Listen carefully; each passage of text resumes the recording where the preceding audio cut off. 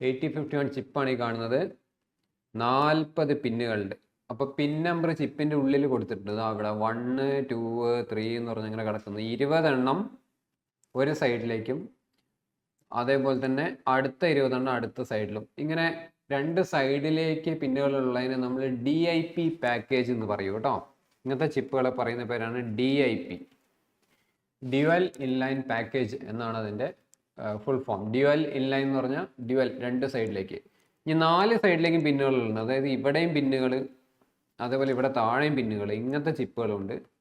ഇതിനെ ക്യൂ വെച്ചിട്ട് quad package എന്ന് പറയും. ജസ്റ്റ് പറഞ്ഞേ ഉള്ളൂ. അപ്പോൾ ഇത് പിൻ നമ്പർ, ഇതിനകത്ത് കുറേ ആൾക്കാർ നമ്മൾ പഠിച്ചതാണ് ഫസ്റ്റ് യൂണിറ്റിൽ. ഞാൻ പറഞ്ഞു സെക്കൻഡ് യൂണിറ്റിലെ കുറച്ച് സംഭവമൊക്കെ നമ്മൾ ഫസ്റ്റ് യൂണിറ്റിൽ പഠിക്കുന്നുണ്ട് അല്ലേ. അപ്പോൾ 40 പിന്നുണ്ട്. സത്യം പറഞ്ഞാൽ ഈ 40 പിന്നും ബൈ ഹാർട്ട് പഠിക്കണം. 40 പിന്ന് ഓർഡറിൽ പഠിക്കുകയും വേണം. എന്നിട്ട് ഈ ചിത്രം വരച്ചു വെക്കുകയും വേണം. അപ്പം ഇത്രയും കാര്യങ്ങൾ എന്താ പറയുക, ബൈ ഹാർട്ട് ചെയ്യാന്ന് പറഞ്ഞാൽ അത് കുറച്ച് ബുദ്ധിമുട്ടുള്ള കാര്യമാണെന്ന് നിങ്ങൾക്ക് തോന്നുമെങ്കിലും നിങ്ങൾ വിചാരിക്കുന്ന അത്ര ബുദ്ധിമുട്ട് ഇത് പഠിച്ചു കഴിയുമ്പം വരില്ല. സംഗതി എന്താണെന്നറിയോ? നിങ്ങളുടെ ക്ലാസ്സിൽ എത്ര പേരുണ്ട്? ശ്രീഗംഗേൻ്റെ ക്ലാസ്സിൽ എത്ര പേരുണ്ട്? 64. ഓ, നെവിൻ്റെ ക്ലാസ്സിലോ? നെവിനെ ക്ലാസ്സിൽ എത്ര കുട്ടികളുണ്ട്? 26. അത്രേ ഉള്ളൂ? ആഹാ, അടിപൊളി. അപ്പം നോക്കുക, അപ്പം ശ്രീഗംഗ 64 പേരുടെ പേര് കാണാതെ പഠിക്കുക എന്ന് പറയുമ്പോൾ ബുദ്ധിമുട്ടല്ലേ. പക്ഷേ ഇപ്പം നിങ്ങൾ 2 വർഷം എന്താ പറയുക, നിങ്ങളൊരു ക്ലാസ്സിൽ അടിപിടി കൂടിയും തമാശ പറഞ്ഞും ഒക്കെ 2 കൊല്ലമായി. എല്ലാവരും പേര് പഠിച്ചില്ലേ? അത് നമ്മൾ ഫോഴ്സ്ഫുള്ളി പഠിക്കുന്നതാണോ? അല്ല.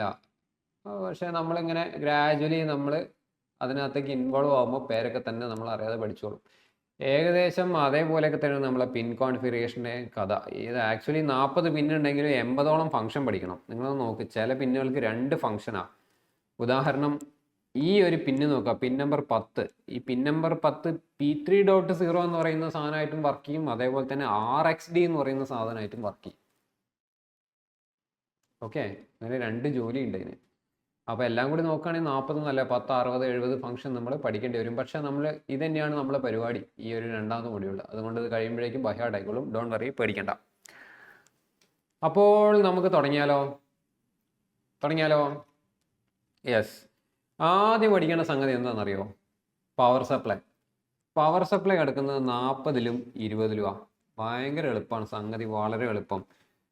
VCC എന്ന് പറഞ്ഞാൽ പോസിറ്റീവ്, VSS എന്ന് പറഞ്ഞാൽ നെഗറ്റീവ്. നെഗറ്റീവിന് നമ്മൾ എന്തെന്നും പറയും? ഗ്രൗണ്ട് എന്നും പറയും. അപ്പം 40ൽ 2 എണ്ണം നമ്മൾ പഠിച്ചു, ബാക്കി 38 എണ്ണം ബാക്കി അല്ലേ. 40ാമത്തെ പിന്നെ VCCയും അതേപോലെ തന്നെ 20ാമത്തെ പിന്നെ ഗ്രൗണ്ടുമാണ്. ഇത് നമ്മൾ ഡെഫിനറ്റ്ലി കൊടുക്കണം. 8051 സപ്ലൈ കൊടുക്കണം. എത്ര വോൾട്ടാണ് സപ്ലൈ നമ്മൾ കൊടുക്കേണ്ടത്? നമ്മൾ കൊടുക്കേണ്ടത് 5 വോൾട്ട് സപ്ലൈ ആണ് കേട്ടോ. 5 വോൾട്ട് സപ്ലൈയിലാണ് എന്ത് വർക്ക് ചെയ്യുന്നത്? 8051 എന്ന് പറയുന്ന മൈക്രോ കൺട്രോളർ വർക്ക് ചെയ്യുന്നത്. ഓക്കെ, ഇനി അടുത്തത് പഠിക്കാനുള്ളത്, ഇതിൽ 4 പോർട്ടുകളുണ്ട്. 4 പോർട്ടുകൾ. എന്ത് ഈ പോർട്ട് എന്ന് പറയുന്ന വാക്കിൻ്റെ അർത്ഥം എന്താ?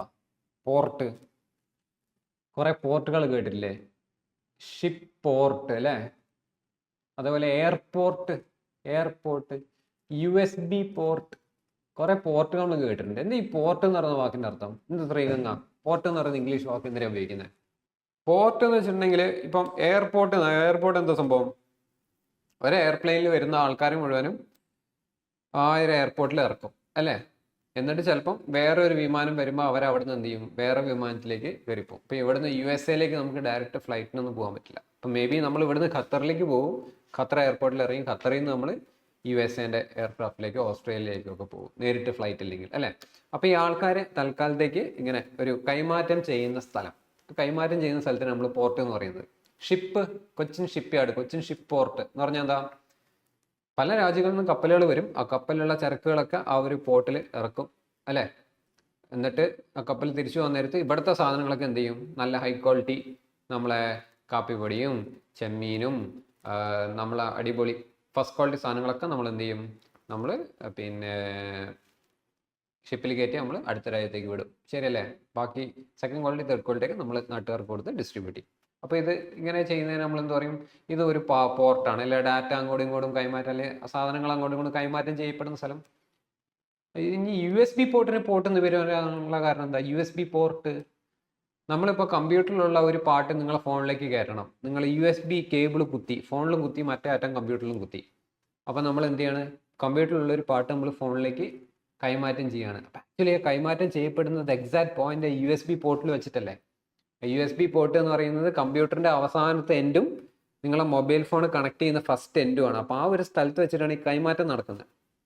അപ്പോൾ ഈ പോർട്ട് എന്ന് പറയുന്ന വാക്കുകൾക്കൊക്കെ കോമൺ ആയിട്ടുള്ള ഒരു മീനിങ് ഉണ്ട്. എന്താണ്? എന്തെങ്കിലും ഒരു സാധനം കൈമാറ്റം ചെയ്യപ്പെടുന്ന സ്ഥലം, അതിനാണ് നമ്മൾ എന്ത് പറയാ? പോർട്ട് എന്ന് പറയാം. മനസ്സിലായോ? യെസ്. അപ്പൊ അങ്ങനെയാണെങ്കിൽ ശ്രീഗംഗ മനസ്സിലായില്ലേ? HHH വന്നല്ലോ. ഇതെന്താ സംഗതി? എനിക്കൊന്നും മനസ്സിലാവുന്നില്ല. നേരത്തെ 3 H വന്നു, 3 C വന്നു, അയാൾ പെട്ടെന്ന് പോയി. പിന്നെ 3 J വന്നു, ഇപ്പൊ ഇതാ 3 H വന്നിരിക്കുന്നു. എന്താ സംഗതി? ഓക്കെ, അപ്പൊ ഇനി നമുക്ക് യെസ് വന്നിട്ടുണ്ട്. യെസ്. അപ്പൊ നമുക്ക് പഠിക്കാനുള്ള 8051 ആക്ച്വലി എത്ര പോർട്ട് ഉണ്ട്? 4 പോർട്ടുകളുണ്ട്. There are 4 ports. ഇവിടെ എഴുതാം, ദർ ആർ 4 പോർട്ട്സ്. എന്താ പോർട്ട് എന്നൊക്കെ പറയാം കേട്ടോ. ആ 4 പോർട്ടുകളുടെ പേര് ആദ്യം തന്നെ നിങ്ങൾ പഠിച്ചേക്കാം. ആദ്യത്തെ പോർട്ടിന്റെ പേരാണ് പോർട്ട് 0, രണ്ടാമത്തെ പോർട്ടിന്റെ പേരാണ് പോർട്ട് 1, മൂന്നാമത്തെ പോർട്ടിന്റെ പേരാണ് പോർട്ട് 2, നാലാമത്തെ പോർട്ടിന്റെ പേരാണ് പോർട്ട് 3. ഇങ്ങനെ 4 പോർട്ടുകളുണ്ട്. ഓക്കെ, 8 പിന്നുകളുടെ ഒരു ഗ്രൂപ്പിനാണ് ഒരു പോർട്ട് എന്ന് പറയുന്നത്. Port is A group of 8 pins. 8 പിന്നുകളുടെ ഒരു ഗ്രൂപ്പിനെയാണ് നമ്മൾ ആക്ച്വലി പോർട്ട് എന്ന് പറയുന്നത്. അപ്പോൾ ഇവിടെ നോക്കിയേ, പോർട്ട് 1 കണ്ടോ?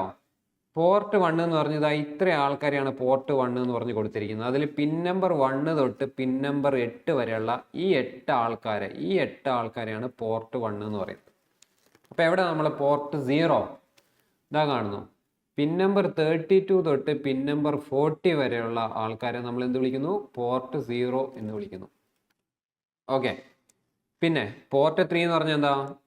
പിൻ നമ്പർ 10 തൊട്ട് പിൻ നമ്പർ 17 വരെയുള്ള ആൾക്കാരെ നമ്മൾ എന്ത് വിളിക്കുന്നു? പോർട്ട് 3 എന്ന് വിളിക്കുന്നു. അതേപോലെ തന്നെ പിൻ നമ്പർ 21 തൊട്ട് പിൻ നമ്പർ 28 വരെയുള്ള ആൾക്കാർ, ഇത്ര ആൾക്കാരാണ് പോർട്ട് 2ലെ ആൾക്കാർ. ഓക്കെ, അപ്പം 4 പോർട്ടുകൾ പഠിച്ചു. അപ്പോൾ 8 പിന്നുകളുടെ ഒരു ഗ്രൂപ്പിനാണ് ഈ പോർട്ട് എന്ന് പറയുന്നത്. അപ്പോൾ സംഗതി എന്താന്ന് പറഞ്ഞാൽ, നിങ്ങൾക്ക് മൈക്രോ കൺട്രോളറിലേക്ക് എന്തെങ്കിലും ഒരു സാധനത്തിനെ ലോഡ് ചെയ്യണമെങ്കിലോ, അല്ലെങ്കിൽ മൈക്രോ കൺട്രോളറിൽ നിന്ന് എന്തെങ്കിലും ഒരു ഡാറ്റേനെ നമുക്ക് പുറത്തേക്ക് എടുക്കണമെങ്കിലോ, ഫോർ എക്സാമ്പിൾ ഈ മൈക്രോ കൺട്രോളറിലേക്ക് നമുക്കൊരു ഒരു മെമ്മറി കാർഡ്, നമ്മളെ കയ്യിൽ ഒരു മെമ്മറി കാർഡ് ഉണ്ട്. ഈ മെമ്മറി കാർഡ് കണക്ട് ചെയ്യണമെങ്കിൽ ഈ മെമ്മറി കാർഡിൽ 8 പിന്നുകൾ ഉണ്ടാവും. മെമ്മറി കാർഡ് കണ്ടിട്ടില്ലേ? മെമ്മറി കാർഡ് ഊരി കഴിഞ്ഞാൽ അതിൻ്റെ അറ്റത്ത് ഇങ്ങനെ വര പോലെ പിന്നുകൾ കണ്ടിട്ടുണ്ടോ? ആക്ച്വലി 10 ഉണ്ടാവും. കണ്ടിട്ടുണ്ടോ? ഫോണിൻ്റെ മെമ്മറി കാർഡിനകത്ത് നല്ല ഗോൾഡ് കളറിലുള്ള പിന്നുകൾ കണ്ടിട്ടുണ്ട്. യെസ്. അപ്പോൾ ഈ പിന്നുകൾ നിങ്ങൾ ഇൻസേർട്ട് ചെയ്യുന്ന സമയത്ത് ഈ പിന്നുകൾ ആക്ച്വലി എങ്ങനെയാണ് അതിൻ്റെ കണക്ഷൻ പോകുന്നത് വെച്ചാൽ, ഇത് ഓരോന്നിങ്ങനെ ഓരോ പോർട്ടിൻ്റെ ഓരോ പിന്നിലേക്കാണ് പോകുന്നത്. അപ്പോൾ ഇതിൻ്റെ പോർട്ട് എന്നുള്ള പേര് വരാനുള്ള കാരണം എന്താണെന്നുള്ളത് ഇപ്പോൾ നിങ്ങൾക്ക് മനസ്സിലായിട്ടുണ്ടാവും. എന്താണ്? ശരിക്കും മെമ്മറി കാർഡിലുള്ള ഒരു കണ്ടന്റ് ഈ ചിപ്പിനുള്ളിലേക്കും ഈ ചിപ്പിനുള്ള ഒരു കണ്ടന്റിനെ മെമ്മറി കാർഡിലേക്കും കൈമാറ്റം ചെയ്യുന്നതിന് വേണ്ടി ഉപയോഗിക്കുന്ന പിന്നുകളെയാണ് പോർട്ട് എന്ന് പറയുന്നത്. പക്ഷേ ഒരു പ്രശ്നം, 8 പേര് ഒന്നിച്ച് ഒരു ജോലിക്ക് പോകുള്ളൂ എന്ന് മാത്രം. 8 പിന്നുകൾ ഒന്നിച്ച് ചേർന്നാൽ മാത്രമേ ഒരു ഡാറ്റ നമുക്ക് പാരലലായിട്ട് ട്രാൻസ്ഫർ ചെയ്യാൻ പറ്റുള്ളൂ കേട്ടോ. ഇനി വേറെ ടൈപ്പ് ട്രാൻസ്മിഷൻ കൂടിയുണ്ട്, അത് നമുക്ക് പഠിക്കാം. ഓക്കെ, അപ്പൊ 4 പോർട്ടുകളും കൂടി ചേർന്ന് എത്ര പിന്നുകൾ ഉണ്ട്? 4 പോർട്ടുകളും കൂടി ചേർന്ന് എത്ര പിന്നുകളുണ്ട്? ഒരു പോർട്ടിൽ 8 പിന്നാണെങ്കിൽ 4 പോർട്ടിന് എത്ര പിന്ന്? 8 × 4 32 പിൻസ്. ശരിയല്ലേ? 32 പിന്ന്. യെസ്. അപ്പം 40 പിന്നാണ് ടോട്ടൽ 8051 അതിൽ 32 എണ്ണത്തിന് നമ്മൾ സ്ട്രേറ്റ് അവേ പഠിച്ചു കഴിഞ്ഞു. 32 എണ്ണം പഠിച്ചു കഴിഞ്ഞു. പിന്നെ ഒരു പവർ സപ്ലൈ 2 എണ്ണം, 32ഉം 2ഉം 34 നമ്മൾ പഠിച്ചു. പക്ഷേ ഒരു പ്രശ്നമുണ്ട്, അത് എഴുതുന്ന രീതിയും കൂടി പഠിക്കണം. എഴുതുന്ന രീതി മാത്രമല്ല, എഴുതുന്ന ഓർഡറും കുറച്ച് കൺഫ്യൂഷനാണ്. ഉദാഹരണം നോക്കാം. പോർട്ട് 1ലെ ആദ്യത്തെ പിന്നായ ഈ പിന്നിൻ്റെ പേര് പോർട്ട് 1.0 എന്നാണ്. രണ്ടാമത്തെ ആളുടെ പേര് പോർട്ട് 1.1 എന്നാണ്. അങ്ങനെ അവസാനത്തെ ആളുടെ പേര് പോർട്ട് 1.7 എന്നാണ്. സിമ്പിൾ അല്ലേ പേര് പഠിക്കാൻ? പോർട്ട് 1 8 പിന്നുകളുണ്ട്. ആ ഓരോ പിന്നുകളുടെയും പേര് P1 വെച്ച് തന്നെ തുടങ്ങുന്നു. പിന്നെ 0 1 2 3 4 എന്ന് പറഞ്ഞ് 7 അവസാനിക്കുന്നു. ഓക്കെ, പിടുത്തം കിട്ടിയോ? പോർട്ട് 1. അങ്ങനെയാണെങ്കിൽ പോർട്ട് 3 എങ്ങനെയാ ഒന്ന് കണ്ടുപിടിച്ചേ. പോർട്ട് 3 എവിടെയാ? ഏത് പിന്നോട്ട് ഏത് പിന്ന് വരെയാ പോർട്ട് 3? പിൻ നമ്പർ 10 തൊട്ട് പിൻ നമ്പർ 17 വരെയാണ്. പിൻ നമ്പർ 10 തൊട്ട് പിൻ നമ്പർ 17 വരെ. അപ്പൊ അതിന്റെ പേരെങ്ങനെയായിരിക്കും? പോർട്ട് 3 ആയതുകൊണ്ട് P3.0, P3.1, P3.2, P3.3 അങ്ങനെ എവിടെ വരെ 3? P3.7 വരെ. ഓക്കെ, അപ്പോൾ ഈ P1.1, P2.3 എന്നൊക്കെ പറയുന്നത് എന്താണെന്ന് മനസ്സിലായോ? എളുപ്പമല്ലേ? ശ്രീഗംഗ മനസ്സിലായോ? Okay, yes. അപ്പൊ നമുക്ക് പ്രശ്നം തലവേദന എന്താന്ന് വെച്ചാൽ ഈ പോർട്ട് 0ന്റെ കാര്യം എടുത്തു നോക്കൂ. പോർട്ട് 0ന്റെ ആദ്യത്തെ പിന്ന് എന്ന് പറയുന്നത് ഇതാ 32ആണ്. സോറി, 39 ആണ്. 39 ആണ് പോർട്ട് 0യിലെ ആദ്യത്തെ പിന്ന്. ഏത്? P0.0. രണ്ടാമത്തത് P0.1, മൂന്നാമത്തത് P0.2, P0.3 അങ്ങനെ എവിടം വരെ 3? P0.7 വരെ ആയി. പക്ഷെ പിൻ നമ്പർ കണ്ടോ നിങ്ങൾ? നേരെ തലകുത്തനെ വന്നു. ഓക്കെ അല്ലേ? അതായത് ഇവിടെ പോർട്ടിന്റെ നമ്പർ കൂടി വരികയാണ് ഇങ്ങോട്ട്, പക്ഷെ പിന്നിന്റെ നമ്പർ കൂടി വരുന്നത് ഇങ്ങോട്ടാണ്. അപ്പൊ അത് നമ്മളൊന്ന് ഓർത്ത് എഴുതണം. ഇനി ഇതേപോലെ തല ഇരിഞ്ഞിട്ടാണോ നോക്കാം. നമ്മൾ പോർട്ട് 2ൽ കാര്യമായിട്ട് പ്രശ്നമൊന്നുമില്ല. 21 എന്ന് പറയുന്നത് പിന്നിന്റെ നമ്പർ P2.0 ആണ്. ഇത് P2.1, P2.2 അങ്ങനെ എവിടെ അവസാനിക്കുന്നു? P2.7ൽ അവസാനിക്കുന്നു. ഓക്കെ, അപ്പൊ പോർട്ടുകൾ അലൈൻമെന്റ് പഠിക്കുക. അപ്പൊ ഒരാൾ മാത്രമാണ് തലകുത്തനുള്ളത്. ആരാണ്? പോർട്ട് 0. ഈ പോർട്ട് 0 എല്ലാ കാര്യത്തിലും ഡിഫറെൻ്റ് ആണ് കേട്ടോ. അവന് ഒരുപാട് സ്പെഷ്യൽ ആയിട്ടുള്ള കാര്യങ്ങൾ ചെയ്യാൻ കഴിവുള്ള ആളാണ് ഈ പോർട്ട് 0. യെസ്, അപ്പം അതിൻ്റെ അലൈൻമെന്റ് പഠിച്ചല്ലോ അല്ലേ? അപ്പം ഇത് എഴുതി കഴിഞ്ഞാൽ ഏകദേശം നമ്മൾ പിൻ കോൺഫിഗറേഷൻ ആയി. ഇനി അഡീഷണൽ കുറച്ച് ഫംഗ്ഷനും കൂടിയുണ്ട്, അതുകൂടി പഠിച്ചാൽ മതി. അപ്പം അതിൽ നമ്മൾ ഈ പിൻ നമ്പർ 20യും പിൻ നമ്പർ 40 നമ്മൾ പഠിച്ചു. എന്താണ് ഈ 18ഉം 19ഉം? ഇതും നമ്മൾ പഠിച്ചതാണ്. എന്താണ് ഈ XTAL1, XTAL2 എന്ന് പറഞ്ഞാൽ? എന്തായിരുന്നു? നോക്കട്ടെ, മെസ്സേജ് ചെയ്യൂ. What is XTAL1, XTAL2?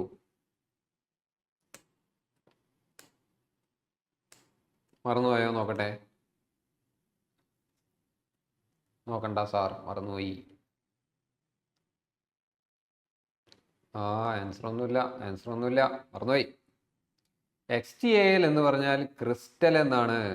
ഞാൻ പറഞ്ഞു, ഒരു മൈക്രോ കൺട്രോളറിന് കാര്യമായിട്ടുള്ള ജോലി ചെയ്യണമെങ്കിൽ അതിന് പവർ സപ്ലൈയും കൊടുക്കണം, അതേപോലെ തന്നെ ക്ലോക്ക് ഇൻപുട്ടും നമ്മൾ കൊടുക്കണം. ഓക്കെ, അപ്പോൾ അതിന് എക്സാമ്പിൾ നമ്മൾ എന്താ പറഞ്ഞത്? നമുക്ക് ജീവൻ ഉണ്ടെങ്കിലും നമുക്കൊരു കാര്യം, ഒരു ഡ്യൂട്ടി ചെയ്യാൻ പറ്റണം എന്നില്ല.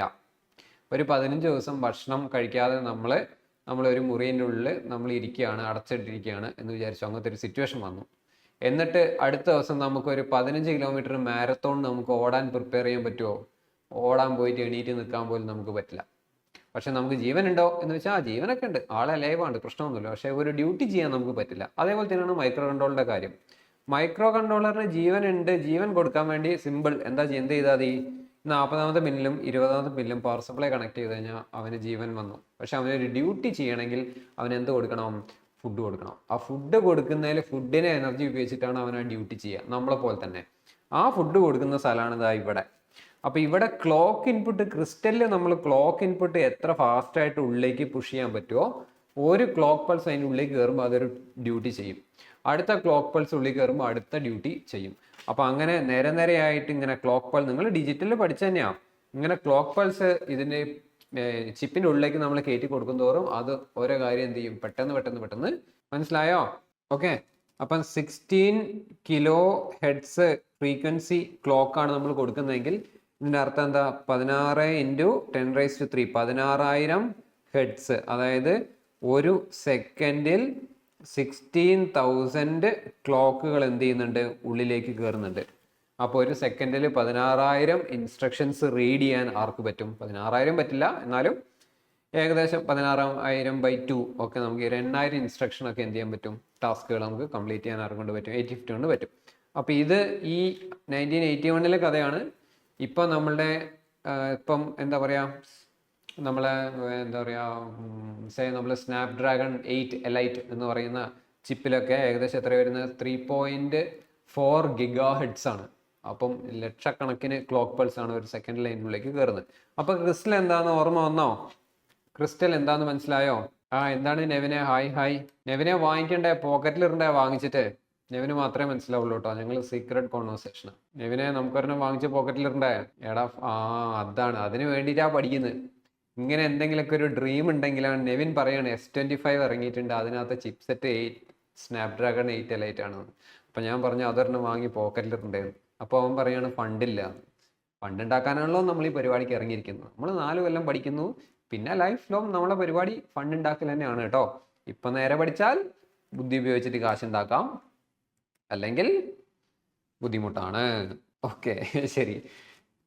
അപ്പം ശ്രീഗംഗ മനസ്സിലായോ? ക്രിസ്റ്റൽ എന്താണെന്ന് മറന്നുപോയത് ഓർമ്മ വന്നോ? Crystal input, clock input. ഏത് ഡിജിറ്റലിൽ നിങ്ങൾ ഏത് ചിപ്പ് എടുത്താലും അതിനൊക്കെ നിങ്ങൾ ക്ലോക്ക് കൊടുക്കുന്നുണ്ട് അല്ലേ? കൗണ്ടർ ആണെങ്കിലും എന്ത് ടൈമർ ആണെങ്കിലും എന്ത് സാധനം ഫ്ലിപ്പ് ഫ്ലോപ്പ് കൊടുക്കുകയാണെങ്കിലും ഒക്കെ അതൊരു ഡ്യൂട്ടി ചെയ്യണമെങ്കിൽ നമ്മളൊരു ക്ലോക്ക് അതിൻ്റെ ഉള്ളിലേക്ക് നമ്മൾ ഇൻപുട്ട് കൊടുക്കും. ഓർമ്മ വന്നോ? യെസ്. അപ്പോൾ നമ്മൾ എത്ര പിന്നുകൾ പഠിച്ചു? 32 പോർട്ട് പിന്നുകൾ പഠിച്ചു. പിന്നെ നമ്മൾ പവർ സപ്ലൈ പഠിച്ചു. പിന്നെ നമ്മൾ ക്രിസ്റ്റൽ പിന്നുകൾ പഠിച്ചു. ഇപ്പോൾ പിൻ നമ്പറൊക്കെ ഓർത്ത് വെച്ചോണം കേട്ടോ, അതെനിക്ക് പഠിപ്പിക്കാൻ പറ്റില്ല. പിൻ നമ്പർ 18 പിൻ നമ്പർ 19 അത് നിങ്ങൾ മറന്നു പോകാതെ എഴുതാന്നുള്ളത് നിങ്ങളെ ജോലി. ഇനി അടുത്ത എളുപ്പത്തിൽ നിങ്ങളെ പഠിപ്പിക്കാവുന്ന അടുത്ത പിൻ നമ്പർ 9 എന്തായിരിക്കും സംഗതി? റീസെറ്റ്. എല്ലാ ഇലക്ട്രോണിക് സാധനങ്ങളിലും ഉണ്ട് അല്ലേ റീസെറ്റ്. എന്താണ് റീസെറ്റ് എന്ന് പറഞ്ഞാൽ? റീസെറ്റ് ചെയ്യുക. എന്തെങ്കിലും മാൾ ഫങ്ഷൻ വരുമോ, അല്ലെങ്കിൽ ചിപ്പ് ഹാങ് ആവുമോ, അങ്ങനെ എന്തെങ്കിലും ഒരു കാര്യങ്ങൾ സംഭവിച്ചു കഴിഞ്ഞാൽ അതിനകത്തുള്ള പ്രോഗ്രാം കറക്റ്റ് ആവുക, അല്ലെങ്കിൽ അത് ഒരു പ്രത്യേക ഫംഗ്ഷനിൽ ലൂപ്പ് ചെയ്തുകൊണ്ടിരിക്കുക, സ്റ്റക്ക് ആവുക, ഇങ്ങനത്തെ പ്രശ്നങ്ങളൊക്കെ വന്നു കഴിഞ്ഞാൽ നമ്മൾ എന്ത് ചെയ്യും? ഈ റീസെറ്റ് എന്ന് പറയുന്ന പിന്നിലേക്ക് നമ്മളൊരു 5 വോൾട്ട് നമ്മൾ എന്ത് ചെയ്യും? റീസെറ്റ് പിന്നിലേക്ക് കടത്തിവിടും. ഓക്കെ, അപ്പോൾ 5 വോൾട്ട് ഇതിനുള്ളിലേക്ക് കയറി കഴിഞ്ഞാൽ ഈ ചിപ്പ് മുഴുവൻ എന്താവും? പഴയ അവസ്ഥയിലേക്ക് റീസെറ്റായി കിട്ടും.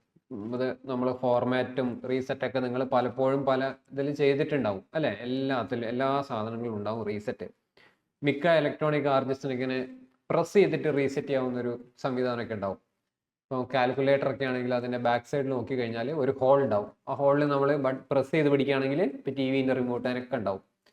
നമ്മൾ പ്രസ് ചെയ്ത് ഹോൾഡ് ചെയ്ത് പിടിക്കുകയാണെങ്കിൽ അത് റീസെറ്റായിട്ട് റീസ്റ്റാർട്ടായിട്ട് വരുന്നതാണോ. അപ്പോൾ അതിന് എന്തെങ്കിലും പ്രശ്നങ്ങളൊക്കെ ഉണ്ടെങ്കിൽ നമ്മൾ റീസെറ്റ് ചെയ്യുമ്പോൾ അതങ്ങ് ശരിയായിക്കോളും. അതേ സംഭവം തന്നെയാണ്, അതേ സംഗതി തന്നെയാണ് ഇവിടെ. അപ്പം പിൻ നമ്പർ 9ലേക്ക് നമ്മളൊരു 5 വോൾട്ട് കയറ്റി വിടുന്നു. ഈ ചിപ്പ് എന്താവുന്നു? റീസെറ്റ് ആവുന്നു. ചിപ്പിന് എന്തെങ്കിലും രീതിയിലുള്ള മാൾ ഫങ്ഷൻ, അതായത് ശരിയായ രീതിയിലല്ല പ്രവർത്തിക്കുന്നത് നിങ്ങൾക്ക് ഡൗട്ട് ഉണ്ടെങ്കിൽ എന്ത് ചെയ്യാം? റീസെറ്റ് കൊടുക്കാം. ഓക്കെ അല്ലേ? ഇത്രയും കാര്യങ്ങൾ പഠിച്ചോ?